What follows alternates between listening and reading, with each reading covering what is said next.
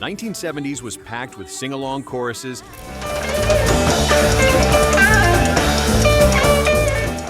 disco floor anthems, silky soul, and AM radio gold.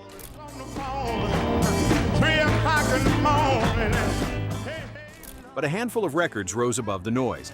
Got to get back home, get back home. And became songs we still know by heart. Here are 10 songs from 1970s we'll never forget. Number 10, Black Magic Woman by Santana. Yes, you got your spell on me, babe, turning my heart. The late 1960s and early 1970s were a time of genre fusion and bold experimentation in the studio, where bands like Santana thrived on combining rock with Latin influences. Black Magic Woman, released in 1970 under the Columbia label, exemplifies this creative surge.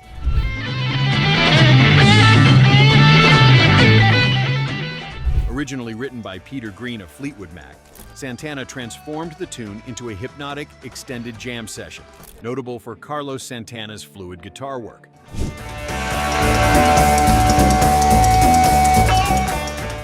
The single climbed to number 4 on the charts in 1971, thanks to its sultry conga rhythms and swirling organ backdrop provided by Greg Rowley.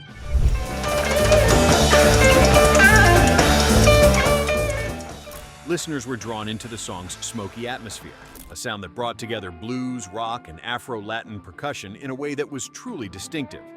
The band's performance of this track at Woodstock and on national television helped cement its legacy as a defining moment in crossover music of that era.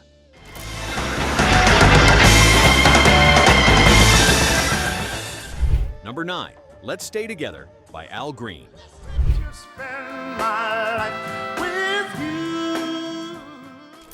Recorded at High Records' Memphis studio, Al Green's Let's Stay Together became an instant sensation when it was released in late 1971.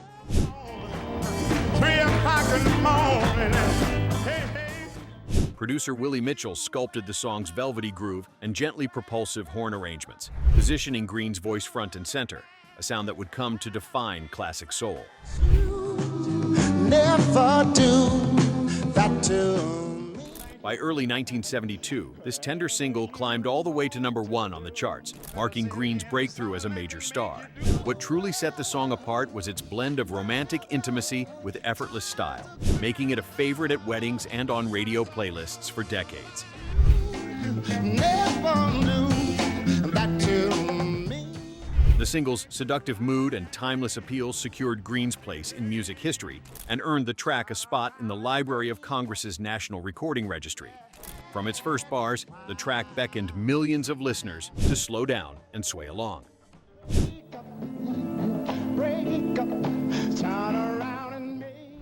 Number 8, Raindrops Keep Fallin' on My Head by B.J. Thomas. The blues they send to meet me. Soundtracks held an unshakable grip on pop music in the early 1970s.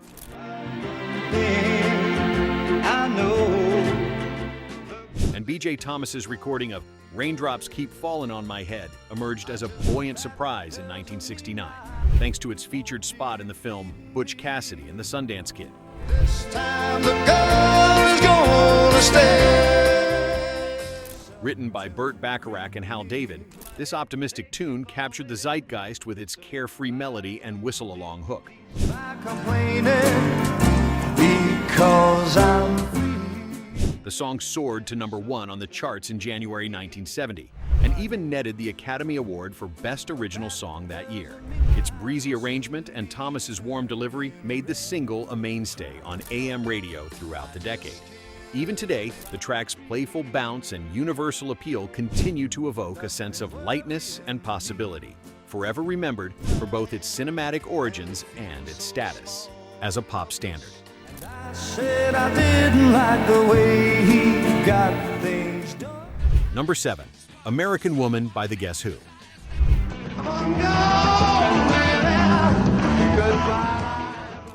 Rock bands from Canada rarely broke into the global mainstream in the 1970s, but the Guess Who shattered that ceiling with American Woman.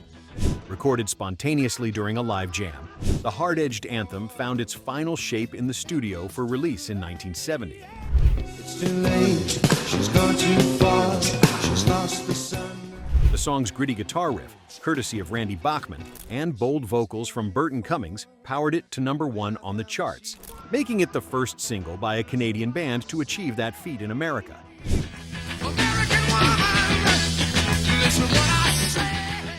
The single became an enduring emblem of changing social attitudes, reflecting the countercultural unrest of its time.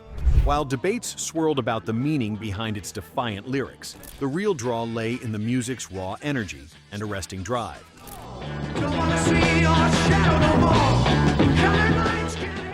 A calling card for rock radio for decades to come.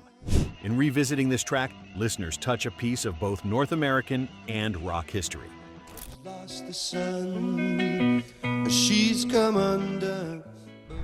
Number 6, They Long to Be Close to You by Carpenters.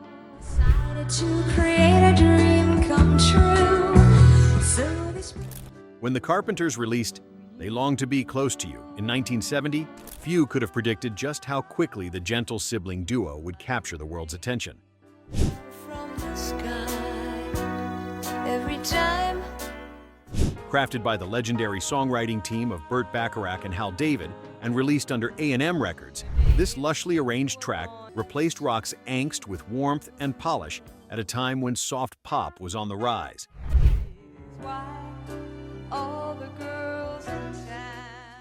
Within weeks, the single rocketed to #1 on the charts, establishing Karen Carpenter's voice as an icon of the era and launching the Carpenters to international fame. Richard Carpenter's deft arrangements, airy harmonies, and the song's romantic mood struck a chord with listeners seeking comfort in uncertain times. Today, the tune remains an essential touchstone for easy listening fans and has found a lasting home on playlists evoking the spirit of 1970.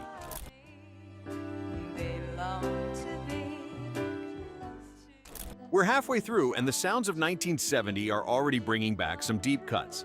Which of these songs did you grow up with? Or maybe discover years later on a dusty record or random playlist? Got a favorite song we didn't include? Drop it in the comments. We'd love to hear the tracks that stuck with you. The day that you were born, the angels got together and decided to. Number 5, Ain't No Mountain High Enough by Diana Ross. If you should fall short of your desires, remember life holds for you. By the dawn of the 1970s, Diana Ross had already made her mark as the leader of the Supremes, but her solo career truly began in earnest with Ain't No Mountain High Enough. Produced by the redoubtable Nicholas Ashford and Valerie Simpson for Motown, this single showcased Ross's ability to deliver drama and soul in equal measure.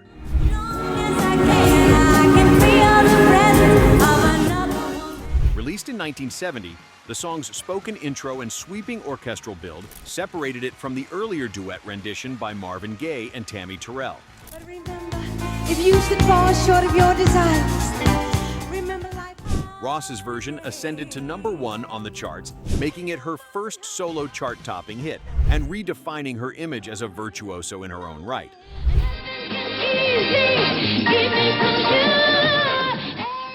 The track soon became a signature for not only Ross, but also the era's powerhouse production and enduring love anthems, a blueprint for future generations of artists.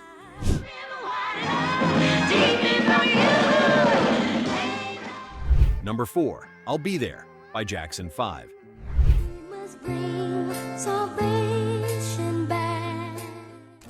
Motown's golden era shone especially bright in 1970 with the emergence of the Jackson 5, a family band whose youthful energy was matched by undeniable musical talent.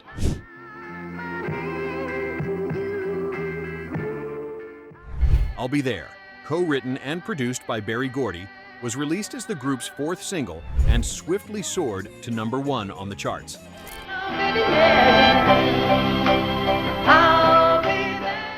The song's soulful promise and Michael Jackson's impassioned lead vocals made it an instant classic, introducing millions to the group's blend of youthful exuberance and mature emotional depth.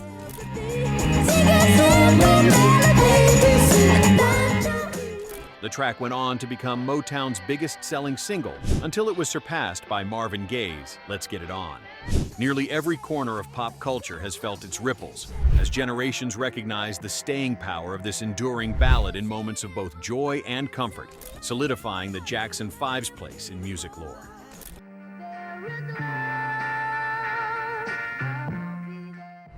Number 3, Let It Be by the Beatles.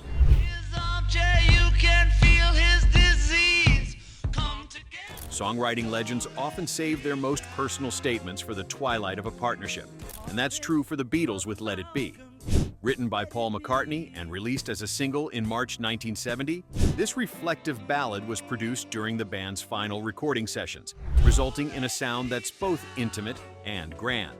In my hour of darkness, she is standing right in front. The title track from what would be their last studio album climbed to number 1 on the charts, offering listeners a message of acceptance amidst the group's much publicized breakup. Don't you know it's gonna last?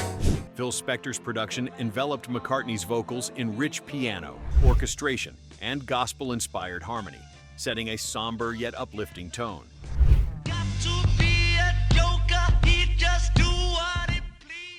Decades later, the single remains an emotional anchor for fans and serves as a fitting farewell from one of music's most influential acts, marking the end of an unparalleled era.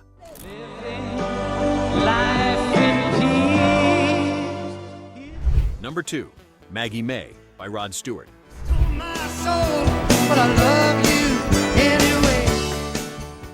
British singer-songwriters made a major impact on the 1970s pop landscape, and Rod Stewart's Maggie May is a shining example of that influence.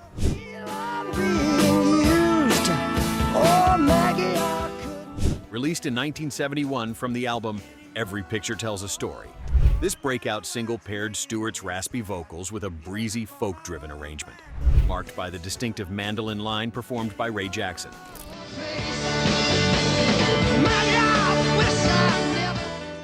Recorded for Mercury Records, the song vaulted to number 1 on the charts in both the United States and the United Kingdom, cementing Stewart's global stardom.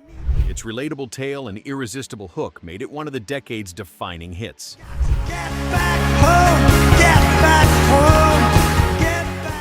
Longevity is part of this hit's legacy, as it's still a radio staple and a concert favorite, solidifying both the album and Rod Stewart himself as household names throughout the era and beyond.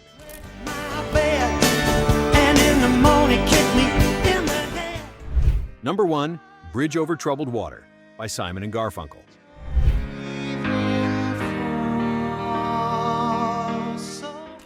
Few records exemplify the advancement of studio technology and emotional songwriting at the dawn of the 1970s, quite like Bridge Over Troubled Water. Crafted by Paul Simon and produced by both Simon and Roy, Halley for Columbia Records, this epic ballad was released in January 1970 and quickly became an anthem of hope and consolation.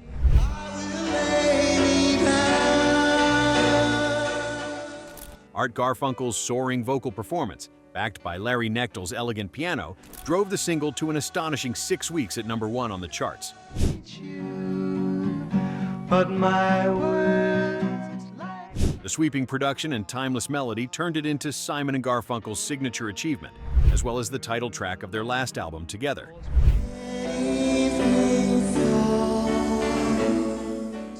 Its critical and commercial reception was monumental, netting multiple Grammy Awards in 1971 and earning a place among the greatest songs of all time to cap off a legendary partnership.